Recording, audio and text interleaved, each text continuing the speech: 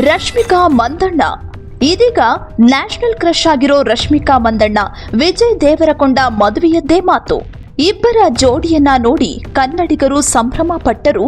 ರಕ್ಷಿತ್ ಶೆಟ್ಟಿ ಅಭಿಮಾನಿಗಳಲ್ಲಿ ಈಗಲೂ ಒಂದು ಸಣ್ಣ ಕೋಪವಿದ್ದೇ ಇದೆ, ಬೇಸರ ಇದ್ದೇ ಇದೆ, ನೋವು ಇದ್ದೇ ಇದೆ. ಒಂದೇ ಮಾತಲ್ಲಿ ಹೇಳಬೇಕಂದ್ರೆ ಯಾರ ಒಲವು ಯಾರ ಕಡೆಗೂ, ಯಾರ ಹೂವು ಯಾರ ಮುಡಿಗೂ ಅಂತ ಗೊಣಗುತ್ತಿದ್ದಾರೆ ರಕ್ಷಿತ್ ಶೆಟ್ಟಿ ಫ್ಯಾನ್ಸ್.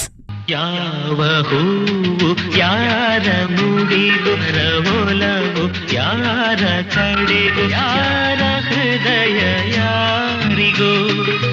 ಯಾಕಂದ್ರೆ ರಶ್ಮಿಕಾಗೆ ಅವಕಾಶ ಕೊಟ್ಟಿದೆ ನಮ್ ಬಾಸ್ ಅನ್ನೋ ಹೆಮ್ಮೆ ರಕ್ಷಿತ್ ಶೆಟ್ಟಿ ಫ್ಯಾನ್ಸ್ಗಿದೆ.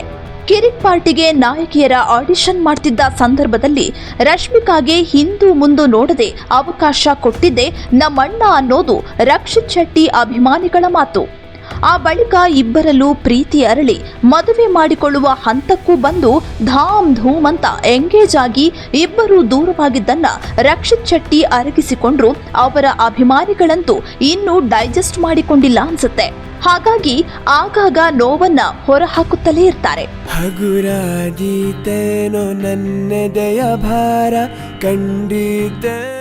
ಹೆಚ್ಚೇನೂ ಇಲ್ಲ, 9 ರಿಂದ 10 ವರ್ಷದ ಹಿಂದೆ ಅವಕಾಶಕ್ಕೆ ಕಂಡಲೆಲ್ಲ ಆಡಿಷನ್ ಕೊಡ್ತಿದ್ದ ರಶ್ಮಿಕಾ ಮಂದಣ್ಣ ಕಿರಿಕ್ ಪಾರ್ಟಿ ಚಿತ್ರದ ಮೂಲಕ ಕನ್ನಡ ಚಿತ್ರರಂಗದಲ್ಲಿ ನಾಯಕಿಯಾಗಿ ಅವತರಿಸಿದ್ರು. ರಾತ್ರಿ ಕಳೆದು ಹಗಲಾಗುವಷ್ಟರಲ್ಲಿ ನ್ಯಾಷನಲ್ ಕ್ರಶ್ ಆದ್ರು. ಬೆರಳೆಣಿಕೆಯ ದಿನಗಳಲ್ಲಿಯೇ ಬಹು ಬೇಡಿಕೆಯ ನಾಯಕಿಯಾಗಿ ಕೂಡ ಬೆಳೆದ್ರು. ಯಾರ ಮುಖವ ನಾನು ನೋಡಿದ ಅಂದಾನೋ ಅದೃಷ್ಟನೋ ಮುಂದೆ ಕುಂತಿದೆ. ರಶ್ಮಿಕಾ ಮಂದಣ್ಣ ಅವರ ಈ ಸಾಧನೆ ನಿಜಕ್ಕೂ ಮೆಚ್ಚುವಂತಹದ್ದೇ. ಆದ್ರೆ ಚೊಚ್ಚಲ ಚಿತ್ರದಲ್ಲಿಯೇ ಸಿಕ್ಕ ಅಭೂತಪೂರ್ವ ಗೆಲುವನ್ನೇ ಟ್ರಂಪ್ ಕಾರ್ಡ್ ಆಗಿ ಉಪಯೋಗ ಮಾಡಿಕೊಂಡ ರಶ್ಮಿಕಾ ಬೇರೆ ಭಾಷೆಯ ಪಾಲಾದ ನಂತರ ಕನ್ನಡವನ್ನ ತಾತ್ಸಾರ ಮಾಡಲು ಶುರು ಮಾಡಿದ್ರು. ನಾನೇ ಕೊಡಗಿನ ಕ್ವೀನ್ ಎಂದು ಹೇಳಿದ್ರು. ಕೊಡಗಿನಿಂದ ಚಿತ್ರರಂಗದಲ್ಲಿ ಸಾಧನೆಯ ಶಿಖರಕ್ಕೇರಿದ್ದು, ಬಣ್ಣದ ಪ್ರಪಂಚಕ್ಕೆ ಬಂದಿದ್ದು ನಾನೊಬ್ಬಳೇ ಎಂದು ದುರಹಂಕಾರದ ಮಾತುಗಳನ್ನಾಡಿದ್ರು. You know, in Cook community, again, nobody has ever entered film industry. I think I'm the first one in our whole community to have entered the industry.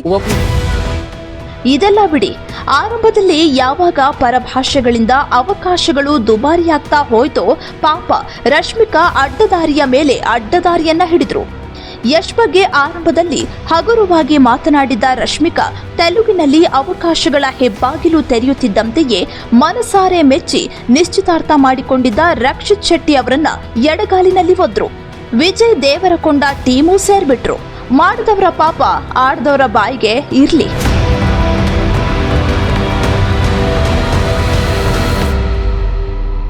ಈ ಕ್ಷಣಕ್ಕೂ ರಕ್ಷಿತ್ ಮತ್ತು ರಶ್ಮಿಕಾ ಸಂಬಂಧ ಮುರಿದು ಬಿದ್ದಿದ್ದೇಕೆ ಎನ್ನುವ ಪ್ರಶ್ನೆ ಹಲವರಲ್ಲಿದೆ.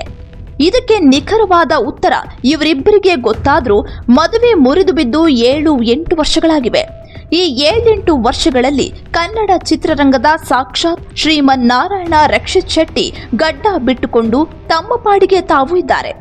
ಇಲ್ಲಿಯವರೆಗೆ ತಮ್ಮ ಹಳೆಯ ಪ್ರೀತಿಯ ಘನತೆ ಕಾಪಾಡಿಕೊಂಡು ಬಂದಿದ್ದಾರೆ. ಒಂದು ದಿನವೂ ಕೂಡ ಮಾಧ್ಯಮಗಳ ಎದುರು ರಶ್ಮಿಕಾ ಮಂದಣ್ಣ ಬಗ್ಗೆ ರಕ್ಷಿತ್ ಹಗುರವಾಗಿ ಮಾತನಾಡಿಲ್ಲ. ಬದಲಿಗೆ ಬ್ರೇಕಪ್ ಆದ ನಂತರವೂ ಕೂಡ 3-4 ವರ್ಷ ರಶ್ಮಿಕಾ ಮಂದಣ್ಣ ಅವರ ಬರ್ತ್ಡೇಗೆ ನಿಯತ್ತಾಗಿ ಶುಭ ಕೋರುತ್ತಾ ಬಂದಿದ್ರು ರಕ್ಷಿತ್ ಶೆಟ್ಟಿ. ಮುಗ್ದೋಗಿದೆಲ್ಲ ಮುಗ್ದೋಯ್ತು. ಸೊ ಅದರ ಬಗ್ಗೆ ಮಾತಾಡಿ ಪ್ರಯೋಜನ ಇಲ್ಲ. ಅದರ ಬಗ್ಗೆ ಕಮೆಂಟ್ ಅಂದ್ರೆ let's not disrespect any human being. She had always had a big dream and she is achieving it. So you should always give that credit for her.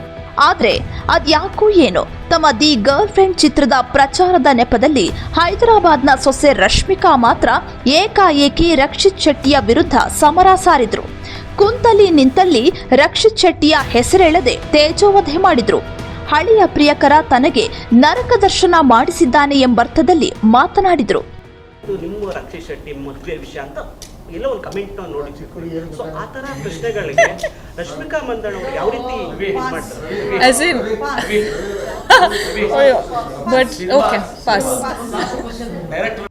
ತಮ್ಮ ಬಗ್ಗೆ ಇಷ್ಟೆಲ್ಲ ಮಾತನಾಡಿದ್ರೂ ಕೂಡ ರಕ್ಷಿತ್ ಶೆಟ್ಟಿ ಅವತ್ತೂ ಮಾತಾಡಲಿಲ್ಲ, ಇವತ್ತೂ ಕೂಡ ಮಾತನಾಡಿಲ್ಲ. ಬಹುಶಃ ಮಾತನಾಡೋದು ಇಲ್ಲ. ಯಾಕಂದ್ರೆ ರಕ್ಷಿತ್ ಅವರದ್ದು ಸರಳ ವ್ಯಕ್ತಿತ್ವ. ಸಿನಿಮಾ ಹೊರತುಪಡಿಸಿ ಬೇರೆ ಯಾವ ಆಲೋಚನೆಯನ್ನು ರಕ್ಷಿತ್ ಮಾಡೋದಿಲ್ಲ. ಎಲ್ಲಕ್ಕಿಂತ ಹೆಚ್ಚಾಗಿ ಸದ್ಯ ರಶ್ಮಿಕಾ ಮಂದಣ್ಣ ಹೈದರಾಬಾದ್ನ ಸೊಸೆಯಾಗಿದ್ದಾರೆ. ಅಧಿಕೃತವಾಗಿ ವಿಜಯ್ ದೇವರಕೊಂಡ ಮನದರ್ಶಿಯಾಗಿದ್ದಾರೆ. ಹೀಗಿರುವಾಗ ರಕ್ಷಿತ್ ಬಾಯಿ ತಪ್ಪಿ ಕೂಡ ಮಾತನಾಡಲಾರರು.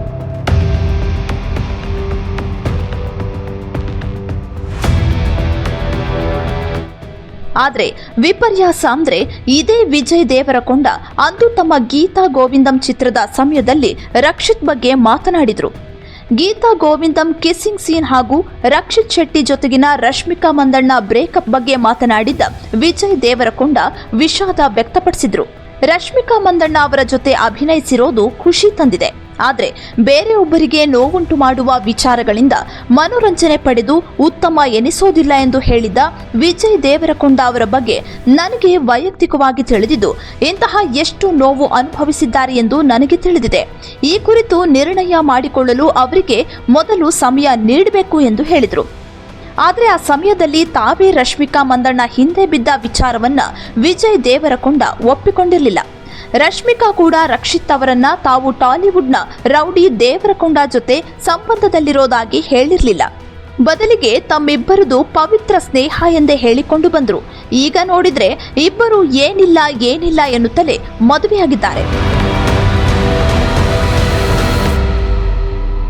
ಇದರ ನಡುವೆ ತಾವು ಪ್ರೀತಿಯಲ್ಲಿ ಮೋಸ ಹೋದವರಂತೆಯೇ ರಶ್ಮಿಕಾ ತಮ್ಮನ್ನ ತಾವು ಬಿಂಬಿಸಿಕೊಳ್ಳುತ್ತಾ ಬಂದರು.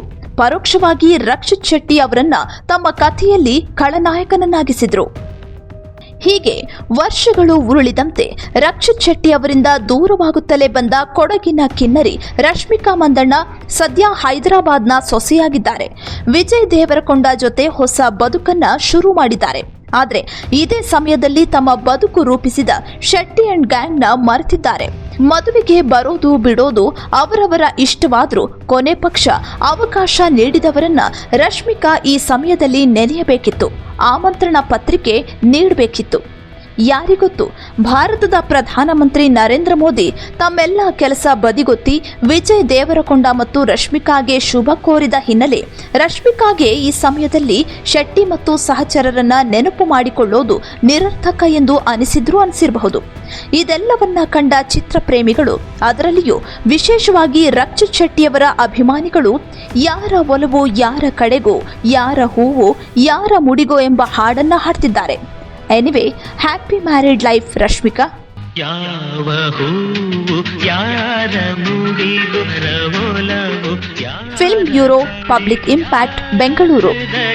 ಯಾರಿಗೋ ಜೀನಿ ಸ್ಲಿಮ್ ತಗೊಳಕ್ಕೆ ಸ್ಟಾರ್ಟ್ ಮಾಡಿದ್ನೋ ಅವಾಗ ಮಂತ್ಲಿ ಪೀರಿಯಡ್ಸ್ ಆಗ್ತಾ ಇದ್ದೀನಿ. PCOD ಪ್ರಾಬ್ಲಮ್ ನಾರ್ಮಲ್ ಆಗಿದೆ, ಥೈರಾಯ್ಡ್ ನಾರ್ಮಲ್ ಆಗಿದೆ. ಪೀರಿಯಡ್ಸ್ ಎಲ್ಲ 6 ಮಂತ್ ಆದ್ರೂ ಆಗ್ತಾ ಇದ್ದಿಲ್ಲ, ಇವಾಗ ರೆಗ್ಯುಲರ್ ಪೀರಿಯಡ್ಸ್ ಆಗ್ತಾ ಇದೆ. ಜೀನಿ ಸ್ಲಿಮ್ ನ ಯೂಸ್ ಮಾಡಿ 8 ತಿಂಗಳಲ್ಲಿ 55 kg ಸಣ್ಣ ಆಗಿದ್ದಾರೆ. ಜೀನಿ ಸ್ಲಿಮ್ ತಗೊಳ್ಳಿ, ಬೇಗ ಸಣ್ಣ ಆಗ್ತೀರಾ, ಫ್ಯಾಟ್ ಲಾಸ್ ಆಗ್ತದೆ. ಜೀನಿ ಸ್ಲಿಮ್ ನ ಯೂಸ್ ಮಾಡಿ 100% ಯಾವುದೇ ಸೈಡ್ ಎಫೆಕ್ಟ್ ಇಲ್ದಂಗೆ ಸಣ್ಣ ಆಗ್ತೀರಾ.